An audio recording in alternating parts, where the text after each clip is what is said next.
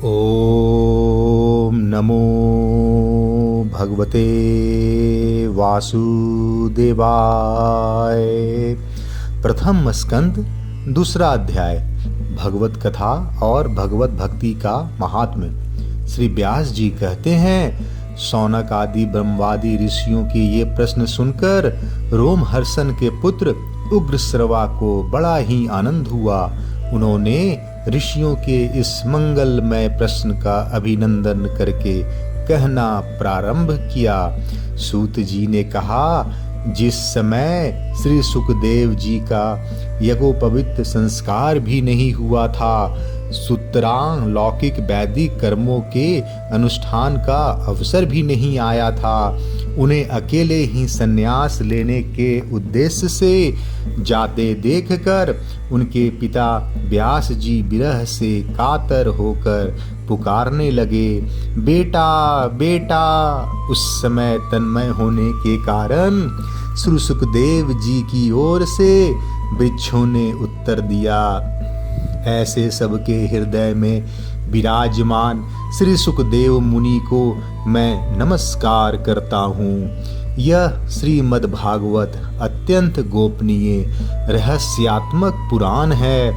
यह भगवत स्वरूप का अनुभव कराने वाला और समस्त वेदों का सार है। संसार में फंसे हुए जो लोग इस घोर अज्ञान अंधकार से पार जाना चाहते हैं, उनके लिए आध्यात्मिक तत्वों को प्रकाशित कराने वाला यह एक अद्वितीय दीपक है।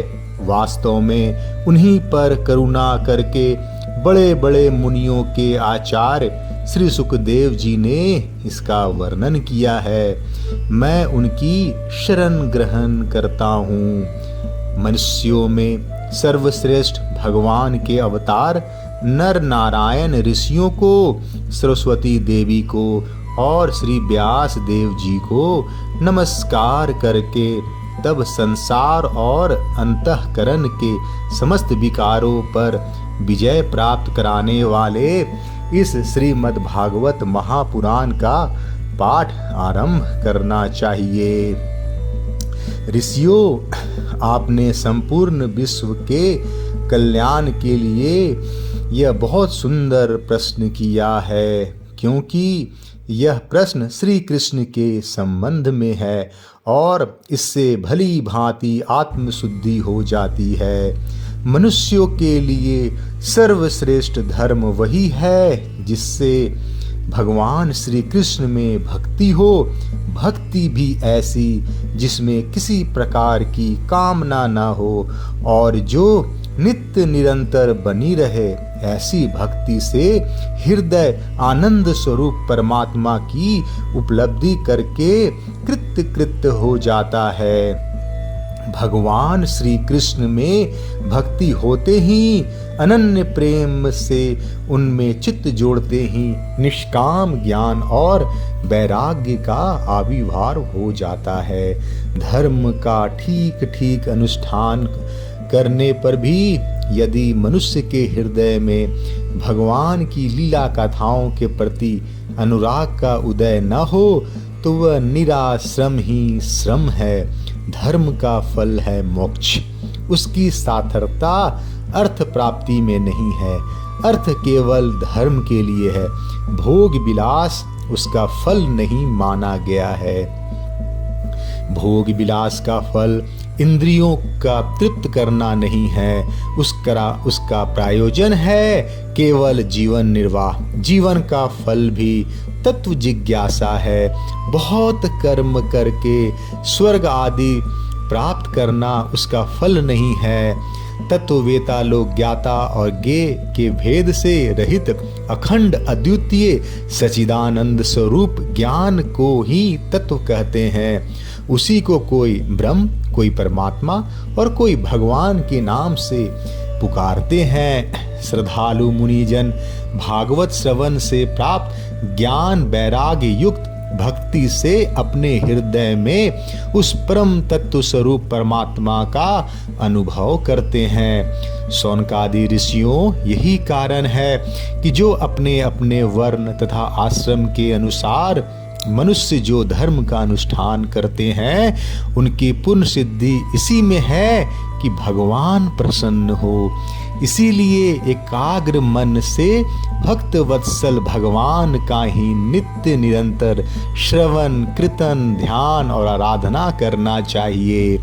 कर्मों की गांठ बड़ी कड़ी है। विचारवान पुरुष भगवान के चिंतन की तलवार से उस गांठ को काट डालते हैं। तब भला ऐसा कौन मनुष्य होगा जो भगवान की लीला कथा में प्रेम ना करे।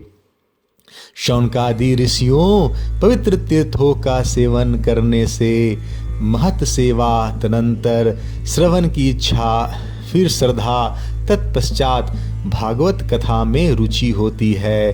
भगवान श्री कृष्ण का यश का श्रवण और कीर्तन दोनों पवित्र करने वाले हैं। वे अपनी कथा सुनने वालों के हृदय में आकर स्थिर हो जाते हैं और उनकी अशुभ वासनाओं को नष्ट कर देते हैं, क्योंकि वे संतों के नित्य सुहृद हैं। जब श्रीमद् भागवत अथवा भगवत भक्तों के निरंतर सेवन से अशुभ वासनाएं नष्ट हो जाती है, तब पवित्र कीर्ति भगवान श्री कृष्ण के प्रति स्थायी प्रेम की प्राप्ति होती है।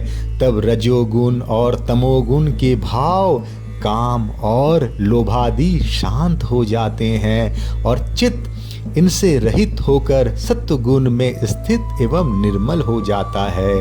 इस प्रकार भगवान की प्रेममयी भक्ति से जब संसार की समस्त आसक्तियां मिट जाती हैं, हृदय आनंद से भर जाता है, तब भगवान के तत्व का अनुभव अपने आप हो जाता है। हृदय में आत्मस्वरूप भगवान का साक्षात्कार होते ही हृदय की ग्रंथि टूट जाती है, सारे संदेह मिट जाते हैं और कर्म बंधन छिन्न हो जाता है। इसी से बुद्धिमान लोग नित्य निरंतर बड़े आनंद से भगवान श्री कृष्ण के प्रति प्रेम भक्ति करते हैं, जिससे आत्म प्रसाद की प्राप्ति होती है। प्रकृति के 3 गुण हैं, सत्व, रज और तम। इनको स्वीकार करके इस संसार की स्थिति, उत्पत्ति और प्रलय के लिए एक अद्वितीय परमात्मा ही विष्णु, ब्रह्मा और रुद्र ये 3 नाम ग्रहण करते हैं। फिर भी मनुष्यों का परम कल्याण तो सत्व गुण स्वीकार करने वाले श्री हरि से ही होता है। जैसे पृथ्वी के विकार लकड़ी की अपेक्षा धुआं श्रेष्ठ है, उससे भी श्रेष्ठ है अग्नि, क्योंकि वेदोक्त यज्ञादि के द्वारा अग्नि सद्गति देने वाला है। वैसे ही तमोगुण से रजोगुण श्रेष्ठ है और रजोगुण से भी सत्वगुण श्रेष्ठ है, क्योंकि वह भगवान का दर्शन कराने वाला है। प्राचीन युग में महात्मा लोग अपने कल्याण के लिए विशुद्ध सत्वमय भगवान विष्णु की ही आराधना किया करते थे।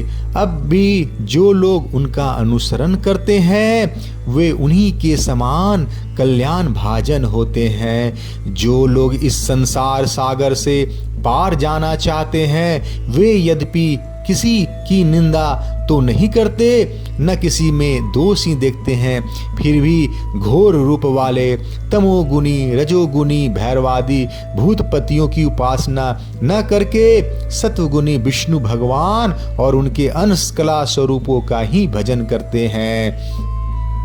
परंतु जिसका स्वभाव रजोगुणी अथवा तमोगुणी है वे धन, ईश्वर और संतान की कामना से भूत, पितर और प्रजापतियों की उपासना करते हैं, क्योंकि इन लोगों का स्वभाव उन भूतादि से मिलता जुलता होता है।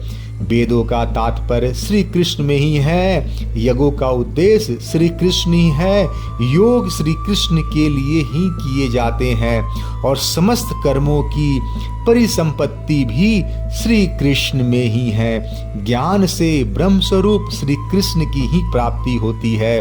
तपस्या श्री कृष्ण की प्रसन्नता के लिए ही की जाती है। श्री कृष्ण के लिए ही धर्मों का अनुष्ठान होता है और सब गतियों श्री कृष्ण में ही समा जाती हैं। यद्यपि भगवान श्री कृष्ण प्रकृति और उसके गुणों से अतीत है, फिर भी अपनी गुणमयी माया से जो प्रपंच की दृष्टि से है और तत्व की दृष्टि से नहीं है, उन्होंने ही सर्ग के आदि में इस संसार की रचना की थी। ये सत्व, रज और तम तीनों गुणों उसी माया के विलास हैं। इसके भीतर रहकर भगवान इनसे युक्त सरीखे मालूम पड़ते हैं। वास्तव में तो वो परिपूर्ण विज्ञानंद घन है। अग्नि तो वस्तुतः एक ही है, परंतु जब वह अनेक प्रकार की लकड़ियों में प्रकट होती है तब अनेक सी मालूम पड़ती है। वैसे ही सबके आत्मरूप भगवान तो एक ही है, परंतु प्राणियों के अनेकता से अनेक जैसे जान पड़ते हैं। भगवान ही सूक्ष्म भूत, तन्मात्रा, इंद्रिया तथा अंतःकरण आदि गुणों के विकार भूत भावों के द्वारा नाना प्रकार की योनियों का निर्माण करते हैं और उनमें भिन्न भिन्न जीवों के रूप में प्रवेश करके उन योनियों के अनुरूप विषयों का उपभोग कराते हैं। वही संपूर्ण लोकों की रचना करते हैं और देवता, पशु, पक्षी, मनुष्य आदि योनियों में लीलावतार ग्रहण करके सत्वगुण के द्वारा जीवों का पालन पोषण करते हैं। जय श्री कृष्णा। दूसरा अध्याय समाप्त।